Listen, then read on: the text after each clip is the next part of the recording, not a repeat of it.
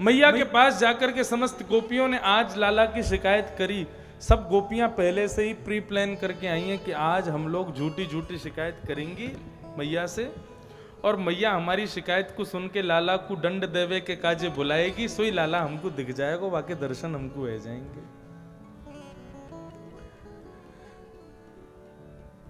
आज सब गोपियां पहुंची तो महाराज मैया ने पूछी, आज इतनी सारी गोपी मेरे यहां कैसे आई? कहा भयो? तब सब गोपियां कहने लगी, बोले मैया तुम्हारो लाला बहुत उधम मचावे। कहा कियो मेरे लाला ने? बोले ये मत पूछो कहा कियो, ये पूछे करो कहा ना कियो तुम्हारे लाला ने। तुम्हारो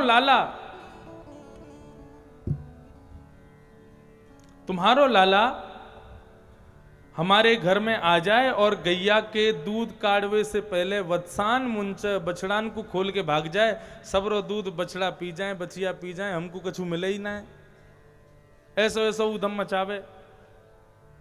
मैया लाला का पक्ष लेती हैं, बोले कि मेरो लाला जो है का है वो बछड़ान को हक उनको दिलवावे, वाकई हक को दूध है, या हमारे वो तो दे जाए, या में वाकई का गलती है? अरे मेरो लाला तो बेचारो सुहृद है, सबके बारे में अच्छो सोचे। गोपियां बोली ये बात काम नहीं कर रही, कुछ और बोलो। तो फिर दूसरे ने कही, बोले मैया तुम्हारो लाला जा घर में जावे, वह घर के दही मक्खन दूध आदि इन सब की चोरी करे। मैया बोली देखो तुम्हें पता हो मेरे घर में कितनी गैया है? 9 लाख गायें हैं, हमारे घर में कोई दूध दही मक्खन आदि की कमी ना है। यदि तुम्हारे घर पे आके वाने एक आध पात्र में भर के नेकाद यदि वाने माखन खा लियो तो वाकई का जी तुम शिकायत कर भी आई हो? तुम बता दो कौन कौन के यहां मेरे लाला ने माखन खाए हो, मैं उतनी मटकी मक्खन दूध दही सब भिजवा दूंगी तुम्हारे यहाँ। लेकिन याद तरीका तो मेरे लाला पे तुम लालछन मत लगाओ कि वो चोरी करे। अरे बेचारो बालक है, आ जाए ना पाले तो चोरी करे। बोले मैया प्रेम से पावे वाली बात अलग होवे, लेकिन आपको लाला तो आवे, आकर के 4 लोग नीचे खड़े होंगे, 3 लोग वाके ऊपर खड़े होंगे, 2 लोग वाके ऊपर, और सबसे ऊपर तुम्हारो कन्हैया खड़ो है जाए और मटकी में ते माखन लेके खावे, और फिर स्वयं को जब पेट भर जाए तब नीचे वाले बालकन ने खावे, यहां तक भी चले तो कोई बात ना है। लेकिन तुम्हारो लाला और क्या करे? बोले मरकान भोक्षण, बंदर की सेना और लेके आवे, अपने ग्वाल बालन ने तो खवावे, फिर बंदरन में और वितरण कर दे बच्चे भाई मक्खन है। तो भैया मक्खन बंदरन को खावे को ना मिले, मेरो लाला यदि बंदरन को खवा दे तो तुम्हारो कहा बिगड़ गो? एक गोपी बोली, बोले मक्खन खा जाएं, बंदरन को खवा लें, ग्वाल बालन न खवा लें, ये सब तो ठीक है, लेकिन यदि काई घर में बहुत मात्रा में मक्खन होवे और भैया सबके पेट भर जाए फिर भी मक्खन खत्म ना होवे तो नात्री भांडम भिनत्ती। तुम्हारो लाला बांस को डंडा लेके आवे और बचे भय मक्खन के हंडिये फोड़ जावे, सो मक्खन पूरा फैल जावे, और पूरा फैल जावे, फिर जो जावे वही रिपटे वहां में, ऐसा ऐसा उधम मचावे।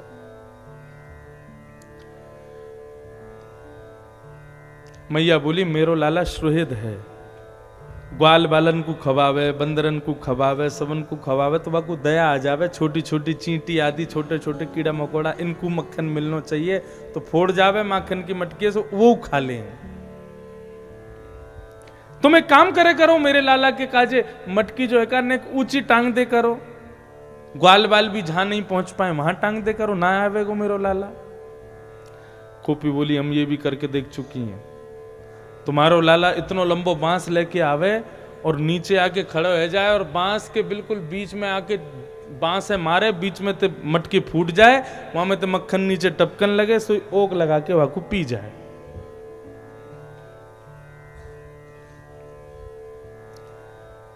माखन की चोरी के भाव से मैया को ज्यादा क्रोध नहीं आया, तो गोपियां और उल्हाने देने लगी। बोले तुम्हारो लाला जा घर में माखन ना मिले, वह घर के बालकन को नोच के भाग जाए, बालक रोते रहे फिर। और तो और एक गोपी बोली कि मेरे घर आयो एक दिन कन्हैया, और आके मोते बोलो मैं रसोई घर में कछु बनाए रही, सो मोते आके बोलो भाभी जी कहा कर रही हो? मैंने कही लाला आज तेरे भैया को जन्मदिन है, सत्यनारायण भगवान की कथा है, उनके काजे पंजीरी भूज रही हूं। तो टेढ़ों से मुंह करके बोले सत्यनारायण कौन है? मैंने कही जय जय भगवान है। भाभी सबसे बड़ो जय जय तो मैं हूं, सत्यनारायण वगैरह झूठे भगवान है, तू मेरी पूजा कर ले कर। तो मैंने तो ऐसे ही मजाक में ही बालक की तरह ने थोड़ा सा हाथ धर दियो। मैंने कि चल रे लाला तू तू जय जय नहावे धोवे है ना है, मोहे धोवे ना है, तू जय जय बनेगो। तो टेढ़ो से मुंह करके बोलो भाभी जी तुमने आज असली जय जय की अपमान कियो है और तुमको देखियो भोगना पड़ेगा। मैंने कि हाँ ठीक है भोग लूंगी, जा नहा धो के आ पहले। सुजन कहां थे, कुत्ता के 2 पिल्ला उठा लाए और ला करके सत्यनारायण भगवान के सिंहासन पर बिठा दिए और जाते जाते मुझसे बोले भाभी देख लियो अपने सत्यनारायण भगवान है।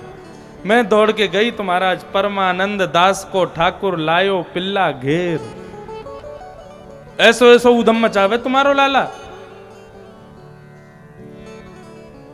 गोपियां सब उल्हाने दे रही हैं ठाकुर जी के ऊधमों का। वास्तव में सत्य नहीं है जो कुछ भी बता रही हैं। ठाकुर जी लीला करते हैं, थोड़ा बहुत ऊधम मचाते हैं, लेकिन इतना जितना गोपियां बता रही हैं इतना ठाकुर जी नहीं करते। एक गोपी ने तो बहुत ही बड़ी बात कह दी, बोले मैं हनादि निवास तो तुम्हारे लाला को जा घर ते भोजन नहीं मिले ना, वाह घर के चूल्हा पे बैठ के तुम्हारो लाला जो है गानों गाया वे। गानों गाया वे मतलब छोटे बालक क्या करते हैं, वही करया में ठाकुर जी। तुम्हारे लाला को जा घर ते माखन ना मिले, वह घर के चूल्हा पे बैठ जा मैं। अब बनाओ भोजन कैसे बनाओगे, या तो माखन दो और नहीं दोगे तो ऐसे ऐसा ऊधम। अब तो महाराज यशोदा मैया ये बात सुन के तो गुस्सा आ गया उनको। बोले कि लाला ऐसा काम करे? बोला हाँ मैया ठाकुर जी करते नहीं है, गोपियां झूठ बोल रही हैं, केवल दर्शन के उल्हाने दे रही हैं। और एक बात कहूं, हो सकता है करते भी हूं, लेकिन श्री शुकाचार्य जी महाराज ठाकुर जी के भाव पक्ष को विशेष बताएंगे ना। मैया ने आवाज लगाई, बोले लाला ओ कन्हैया। ठाकुर जी सो रहे थे पालने में, जैसे मैया की आवाज सुनी महाराज अपनी आंख मीड़ी जोर से, तो रात को लगो काजल पूरे आंखन पे फैल गयो। ठाकुर जी की काली काली आंख, जगन्नाथ भगवान जैसी आंख हो गई। ठाकुर जी की नूपुर छम छम छम बज रही हैं और ठाकुर जी उतर करके आए, यशोदा मैया के आंचल से आके लिपट गए। सुबह सुबह बालक उठता है, उसको केवल मैया चाहिए अपनी, और कोई नहीं चाहिए। ठाकुर जी लिपट गए, कंधे पर सिर रख के लेटे हुए। मैया ने की लाला ने देखियो ये सब कौन है? ठाकुर जी देखने लगे अपनी आंख मीड़ के, बोले मैया मैं ना जानू ये कौन है। बोले लाला ये सब तेरे काजे उल्हानो दे रही हैं, तेने ऐसो कियो तेने ऐसो कियो। बोले मैया तेरी सौगंध खा के कहूं मैंने कछु ना कियो, ये सब झूठ बोल रही हैं। शुकाचार्य जी कह रहे हैं ठाकुर जी रो रो करके अपने सबरे भाव पक्ष को सिद्ध कर रहे हैं, मैंने ऐसो नहीं कियो। मैया डांट रही है, लेकिन दूर खड़ी हुई भाव भंगिमा में पहुंच गई समस्त गोपियां, केवल ठाकुर जी का दर्शन कर रही हैं, आनंदित हो रही हैं। जब यशोदा मैया थोड़ी तेज से डांटने लगी तो गोपियों ने जाकर के मैया से कही मैया तुमने हमारी एक बात तो सुनी नहीं। बोले कहा तुम्हारो लाला कितनों भी उधम मचावे, कितनों भी कछु करे, हम आज भली शिकायत करवे आ गई हैं, लेकिन हमारे हृदय को पतो ना क्यों बहुत भाव है, हमें अच्छा लगे तुम्हारो लाला ऐसी लीला करे तो, या हमारे तुम या कुछ ज्यादा डांटो मत। देखे बिन कान्हा जब मन ना ही माना, इन आंखों से आज हमने ब्रह्म पहचाना है, कृष्ण चरण कमलों में मन को लगाना, इन गोपियों का ताना ये उल्हाना तो बहाना है। कृष्ण दर्शन के सब बहाने बना करके गए, ये सब गोपियां। ऐसी ठाकुर जी की लीला चल रही है।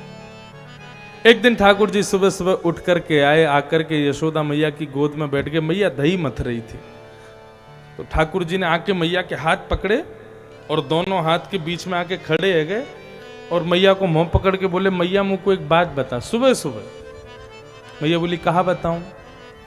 बोले, एक बात बता, तो को दूध प्यारो है कि तेरो पूत प्यारो है? 9 लाख गैयान को दूध तू जो ओटा रही है, ये तो को प्यारो है कि मैं प्यारो हूं? भैया बोली, ये कोई पूछवे की बात है लाला, मुझको तो तू प्यारो है। अच्छा तो ठीक है, फिर मुंह को अपनी गोद में ले और मुंह को अपना दुग्ध पान करवा।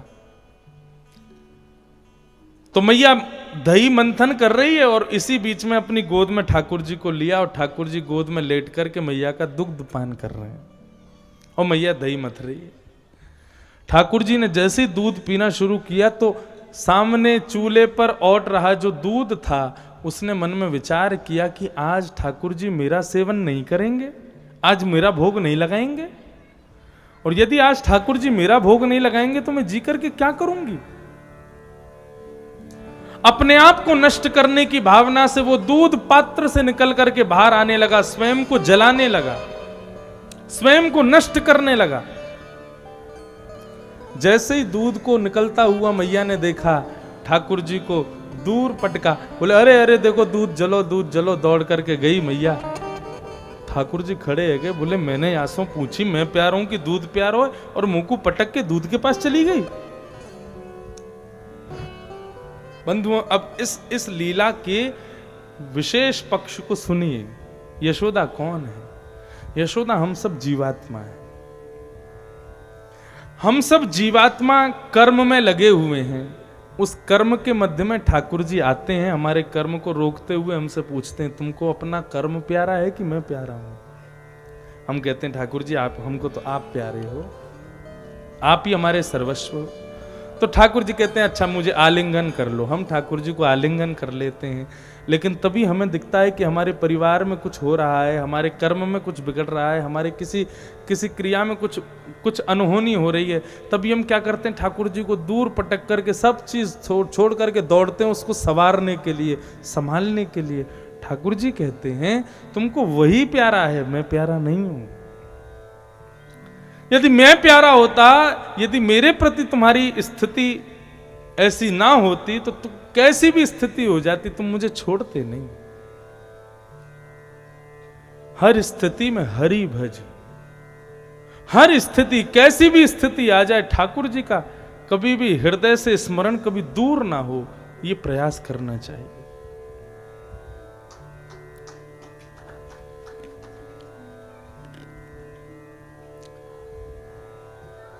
श्री नरसिंह मेहता जी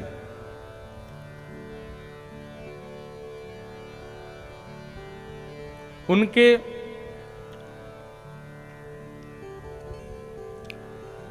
पुत्र के ब्याह के लिए एक सुंदर कन्या ढूंढी।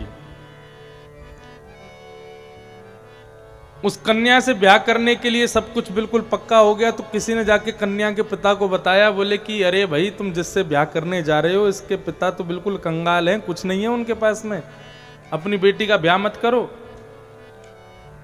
तो किसी ने कहा, बोले भैया अब मना कैसे करें, हमने तो हाँ कर दिया, सब बात हो गई हमारी, ब्याह सुनिश्चित हो गया, अब कैसे मना कर दें कि भाई तुम बारात लेके मत आओ, हम ब्याह नहीं करना चाहते।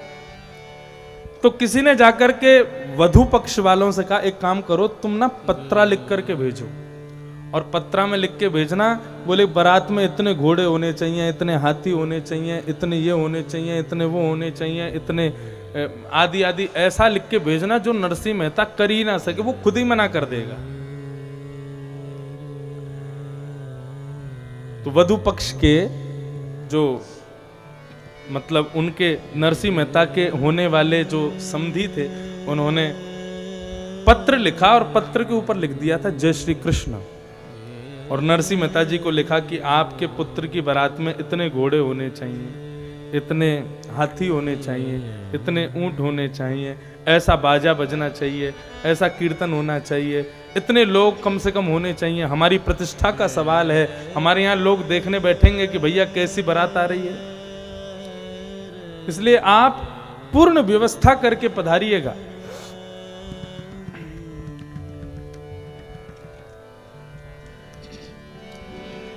नरसिंह मेहता जी के पास जब वो पत्र आया तो यहां तो सब व्यवस्था चल रही थी, ब्याह की छोटे मोटे रूप में सब हो रहा था। तो नरसिंह मेहता ने जैसे ही पत्र देखा तो पत्र को पढ़ा नहीं, पत्र के ऊपर लिखा था जय श्री कृष्ण। तो जय श्री कृष्ण पढ़ते ही नरसिंह मेहता बोले, अरे मेरा पत्र नहीं है, तो ठाकुर जी का पत्र आया है। पत्र पढ़ा ही नहीं, ठाकुर जी के सामने रख दिया। बोले प्रभु किसी ने पत्र भेजा है, आप पढ़ लेना। अब जब पत्र ही ठाकुर जी पे छोड़ दिया तो फिर ठाकुर जी निभाएंगे जो भी कुछ है। ठाकुर जी ने पत्र देखा होगा, अब पत्र में लिखा था इतने घोड़ा, इतने ये, इतने वो, और नरसिंह मेहता की तो कोई ऐसी व्यवस्था थी नहीं। नरसिंह मेहता जी तो अपने पुत्र की साधारण सी बारात लेकर के निकल पड़े, लेकिन द्वारिकाधीश के मन में आया कि मेरा नरसिंह जा रहा है और उसकी प्रतिष्ठा का सवाल है यदि वहां वैसी बारात नहीं पहुंची तो। बंधु आप विश्वास माने, द्वारिकाधीश स्वयं और बलराम जी ये दोनों समस्त द्वारिका वासियों को बाराती बना करके नरसिंह मेहता के पुत्र की बारात को लेकर के पहुंचे। जिस वधू के साथ में ब्याह होना था नरसिंह मेहता के पुत्र का, वे सब अटारियों पर खड़े थे, बोले बारात देखने के लिए। छोटी मोटी बारात आएगी तो मना कर देंगे, हमारे पास तो एक पक्ष हो जाएगा मना करने का। लेकिन जैसे ही सबने अटारियों पर से देखा तो महाराज बारात के सबसे आगे पीतांबरी पहने हुए शंख चक्र गदा पद्मधारी श्री द्वारिकाधीश चल रहे हैं। उनके पीछे हल मूसल लेकर के श्री बलराम जी चल रहे हैं। एक से एक सुंदर यदुवंशी पाग पहन करके चल रहे हैं। ना जाने ऐसे ऐसे घोड़े जो कभी किसी ने देखे नहीं, ऐसे ऐसे हाथी महाराज विशाल, चांदी और सोने से जिनके दांत मड़े हुए हैं, ऐसे हाथियों पर बैठ करके बाराती आ रहे हैं। ऐसी कृपा ठाकुर जी ने नरसिंह मेहता के ऊपर की, एक बार नहीं अनेक बार की।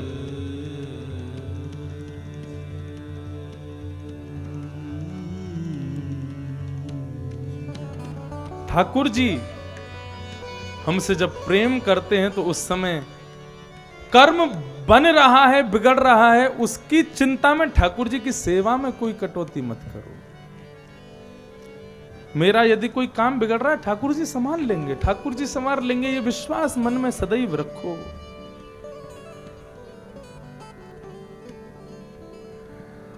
यशोदा मैया दूध संभालने के लिए गई। भगवान बोले मैं कोई फ्री को आ गया हूं मैया, तू ऐसे ही छोड़ के चली गई मोकू? या दूध से ज्यादा प्यार है तो मोते प्यार ना है? ठाकुर जी एक छोटा सा पत्थर उठा करके लाए और मैया जिस हंडी में दही मथ रही थी उसको जाकर के ठाकुर जी ने फोड़ दिया। और महाराज एक डंडा लेकर के गए, गौरस भंडार में जितने मटके थे सब फोड़ दिए। मैया दूध संभाल करके लौट करके आई तो देखा दूध दही आदि सब आंगन में बिखरा पड़ा है। मैया बोली आज यदि लाला को मैंने दंड नहीं दिया तो बिगड़ जाएगा। मैया ने उठाई छड़ी और ठाकुर जी के पीछे पीछे भाग रही है। आगे आगे त्रिलोकीनाथ, इस जगत के नियंता, जगदाधार, जिनको देख करके इंद्र आदि देवता भी अपनी सिंहासन छोड़ देते हैं, आज वो थरथर करके कांप रहे हैं और आगे आगे भाग रहे हैं और पीछे पीछे यशोदा छड़ी लेकर के भाग रही है। यशोदा तेरे भाग्य की कही ना जाए, हे यशोदा। जिस त्रिलोकीनाथ की भ्रगुटी टेढ़ी हो जाए तो प्रलय आ जाता है, नूतन प्रलय हो जाता है। वो त्रिलोकीनाथ आज तुझसे डर के भाग रहा है। गोकुल की अटारियों पर गोप ग्वाल खड़े हो गए, इस दृश्य का दर्शन कर रहे हैं। आगे आगे ठाकुर जी द्रुत गति से कभी इस गली में, कभी उस गली में, कभी कहीं भाग रहे हैं और पीछे पीछे यशोदा छड़ी लेके भाग रही है। थोड़ी दूर जाकर के देखा तो यशोदा मैया थोड़ी हार गई, थक गई, पसीना पसीना हो गई, तो मैया एक कोने में बैठ गई। ठाकुर जी ने पीछे मुड़ के देखा, यशोदा मैया रुक गई, तो एक वृक्ष के पास खड़े हो गए ठाकुर जी को। और दूर से ही चिंता भी हो रही है ठाकुर जी को मैया की, तो कह रहे मैया कहाँ गए हो, तो रुक क्यों गई? मैया सांस ले रही है जोर जोर से, लाला मैं थक गई हूं ना, मैं हार गई हूं ना, अब बुढ़ापो है लाला, अब तू इतना डोलावेगो तो थक जाऊंगी ना, मैं थक गई हूं लाला। ठाकुर जी बोले तो फिर थक गई हो तो कैसे ठीक होगी? मैया बोली मेरो लाला यदि दौड़ के आ जाए और मुंह को अपने हृदय से लगा लेगो तो मैं ठीक है जाऊंगी। ठाकुर जी बोले नहीं आऊंगा, तू झूठ बोल रही है, तू मुंह को पकड़ लेगी फिर या छड़ी से मारेगी, मैं हमारे तेरे पास नहीं आऊंगा। बोले नहीं मारूंगी। बोले पहले तू छड़ी फेंक, दूर फेंक दे छड़ी है, और तू छड़ी फेंक देगी मैं तुरंत आ जाऊंगा। अच्छा, हमारे ब्रज भाषा में तू का प्रयोग कोई अनादर भाव से नहीं करते हैं, वहां साधारण है, प्रेम से बोलते हैं। आजकल बालक हम लोग नहीं बोलते अपनी माता पिता को तू करके, लेकिन प्राचीन काल में भी, ठाकुर जी के समय में भी ब्रज भाषा में मैया को पिताजी को तू करके ही बोलते हैं। किसी को बहुत सम्मान देना हो तो तुम बोलते हैं, आप तो फिर भी नहीं बोलते। ये तो ब्रज भाषा है। मैया तू या छड़ी को फेंक दे सो आ जाऊंगा। मैया ने जैसी छड़ी फेंकी सोई ठाकुर जी दौड़ करके गए और जाके मैया के हृदय से लग गए। मैया ने अपने हृदय से ठाकुर जी को लगाया, बड़ा सुख मिल रहा है। लेकिन तभी मैया सोची, बोले अगर लाला को आज भी लाड़ प्यार कियो बिगड़ जाएगा, आज तो या को दंड देनो है। मैया ने अपने आंखों का रंग बदला, चेहरे का ढंग बदला और लाला के पकड़े हाथ, बोले चल आगो पकड़ में, अब चल तू मेरे साथ। और पकड़ करके मैया ले जा रही है। कन्हैया रो रहे हैं, बोले मैया मुझ को छोड़ दे, लेकिन मैया ने नहीं छोड़ो, ले गई। ले जा करके नंद भवन के बाहर एक उखल में ठाकुर जी को लगा के खड़ा कर दिया और रस्सी से ठाकुर जी की कमर में बांध के उखल में खड़े कर दिए। पहले 2-3 बार प्रयास करवे पर रस्सी बार बार 2 बलांग छोटी है जाए। पूरे नंद भवन की रस्सी मगाली महाराज फिर भी छोटी पड़ जाए। ठाकुर जी को कोई बंधन में बांध सकता है क्या? कोई नहीं बांध सकता। लेकिन यशोदा मैया के चेहरे पर जब शुष्कता देखी ठाकुर जी ने, तो ठाकुर जी स्वयं बंध गए। अहम भक्त पराधीन, मुझे दुनिया में कोई नहीं बांध सकता, भगवान कह रहे हैं, लेकिन मेरा प्रेमी भक्त मुझे बांध लेता है, अपने प्रेम पाश में मुझे बांध लेता है। यशोदा मैया ने बांध दिया ठाकुर जी को। आज ना तो को रोटी मिलेगी ना माखन मिलेगा, खड़ो रहे यहीं धूप में। ठाकुर जी खड़े हैं, मैया चली गई, सब ग्वाल बाल दूर से झांक रहे हैं, बोले आज हमारे प्रेसिडेंट साहब पकड़े गए। और ठाकुर जी इशारे करके ग्वाल बालन को कह देने कछु लिया भैया खावे पीवे को, कोई ग्वाल बाल मदद करवे आवे भी तो मैया वाके पीछे छड़ी लेके भाग यहाँ तो आज कोई ना आवे गो या के पास। ठाकुर जी अकेले खड़े हैं धूप में, छोटे से कन्हैया खिसक खिसक करके आगे चलने लगे।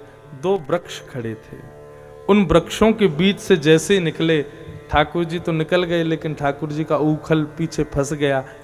जैसे ही झटका दिया स्पर्श करके दोनों वृक्ष गिर पड़े और कुबेर के पुत्र नल कुंवर मणिग्रीव उसमें से प्रकट हो गए। और प्रकट होकर दोनों ने भगवान की स्तुति गाई। और भगवान की स्तुति गाते हुए कह रहे हैं, वाणी गुणानुकथने श्रवणौ कथायां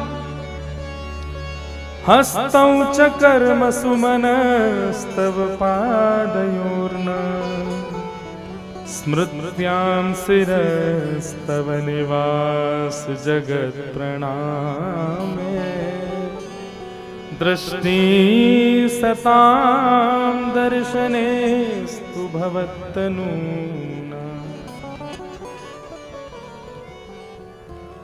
नल कुंवर मणिग्रीव प्रकट हो गए। प्रकट होकर के भगवान की स्तुति गाने लगे, हे प्रभु हम पर कृपा करो, हम कुबेर के पुत्र हैं, नारद जी का अपमान हो गया था हमसे, मद्यपान करके नदी में निर्वस्त्र होकर स्नान कर रहे थे। नारद जी आए तब भी संकोचवश हमने कोई वस्त्र धारण नहीं किया, तो नारद जी ने हमें श्राप दे दिया, बहुत निर्वस्त्र रहने का शौक है, जाओ वृक्ष बन जाओ। लेकिन क्रोधापि देवेन वरेण तुल्यम, बड़े लोगों का क्रोध भी वरदान के समान होता है। नारद जी ने भले ही क्रोध किया, लेकिन नलकुंवर मणिग्रीव दोनों को भगवान का स्पर्श प्राप्त हुआ। ठाकुर जी ने दोनों को मुक्त किया। ठाकुर जी बोले अब जाओ, जाकर के मेरी भक्ति करो और तुम दोनों मुक्त हो जाओ। नलकुंवर मणिग्रीव वहां से प्रस्थान कर गए। भगवान बोले भले आदमी, तुम दोनों को मुक्त किया, तुम मेरी भी रस्सी खुल जाते, लेकिन स्वयं बंधन में बंधे हुए दूसरे को मुक्त कर सकते हैं ठाकुर जी, लेकिन भक्त के बंधन में बंधे हुए ठाकुर जी को भक्त ही मुक्त कर सकता और कोई मुक्त नहीं कर सकता। ऐसे पाश में बंधे। वृक्ष गिर गए। नलकुंवर मणिग्रीव ने प्रणाम करके स्तुति गाई, दोनों प्रस्थान कर गए। उसके बाद वृक्ष के गिरने की आवाज हुई। यशोदा मैया आदि सब दौड़े दौड़े आए तो देखा दो वृक्ष टूटे पड़े और दोनों के बीच में कन्हैया खड़े हैं। मैया ने लाला के उखल से बरस्सी को खोला, अपने हृदय से लगाया, कहीं मेरे लाला को लग तो नहीं गए। मैया ने आज मन बना लिया, बोले अब गोकुल में नहीं रहेंगे हम। जा दिन से लाला को जन्म भयो, कोई ना कोई आपत्ति विपत्ति कन्हैया पे आती रे, अब या गोकुल में नहीं रहेंगे, अब यहां से कहीं और जाएंगे। तब नंद बाबा के भैया ने आकर के बताया, बोले कि एक नवीन वन है इस ब्रजमंडल में, उसका नाम है वृंदावन, चलो वहीं चलते हैं।